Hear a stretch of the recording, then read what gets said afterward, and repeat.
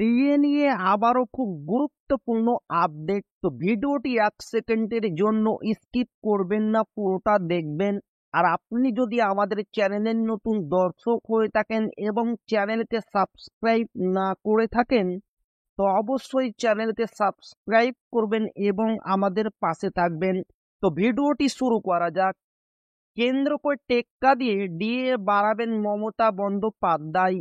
এই বাজেটে মোট 10% মহার্ঘ ভাতা ঘোষণা। কেন্দ্র করে টেক্কা দিয়ে ডিএ বাড়াবেন মমতা বন্দ্যোপাধ্যায়। এই বাজেটে মোট 10% মহার্ঘ ভাতা ঘোষণা। এবার 6% ডিএ দেবে রাজ্য সরকার। বাজেটে ঘোষণা হতে পারে দুর্দান্ত খবর, এমনই জানিয়েছেন মুখ্যমন্ত্রী। বহুদিন ধরে ডিএ নিয়ে মত বিরোধ চলছে রাজ্য সরকারি কর্মীদের মধ্যে। এবার এই সমস্যার সমাধান হতে পারে।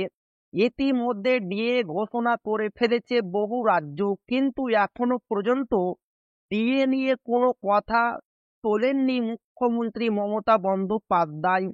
এবার এই সমস্যার সমাধান হতে পারে। সামনে বিধানসভা ভোট, তার আগে এক গুচ্ছ প্রকল্প নিয়ে ভাবনা চিন্তা রয়েছে রাজ্য সরকারের। পাশাপাশি সরকারি কর্মীদের মন ভালো রাখতে চাইছেন মুখ্যমন্ত্রী। ঠিক মতো কত শতাংশ দিয়ে দিলে ঠিক হবে তা নিয়ে অঙ্ক কষতে শুরু করেছেন অর্থ প্রতিমন্ত্রী ও মুখ্যমন্ত্রী। এবার রাজ্য সরকারি কর্মীদের বকেয়া ডিএ ও দিয়ে দেওয়ার কথা ভাবা হচ্ছে। ধাপে ধাপে দিয়ে দেওয়া হবে সেই সব টাকা। বাজেটে দারুণ ঘোষণা করতে পারেন মুখ্যমন্ত্রী মমতা বন্দ্যোপাধ্যায়। রাজ্য সরকারি কর্মীদের খুশি করতে 4 থেকে 6% ডিএ ঘোষণা করতে পারে।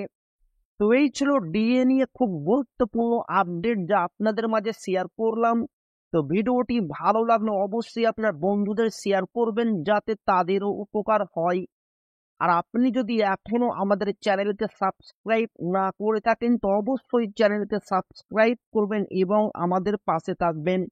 তো আবারও দেখা হবে ডিএ রিলেটেড খুব গুরুত্বপূর্ণ ভিডিওতে।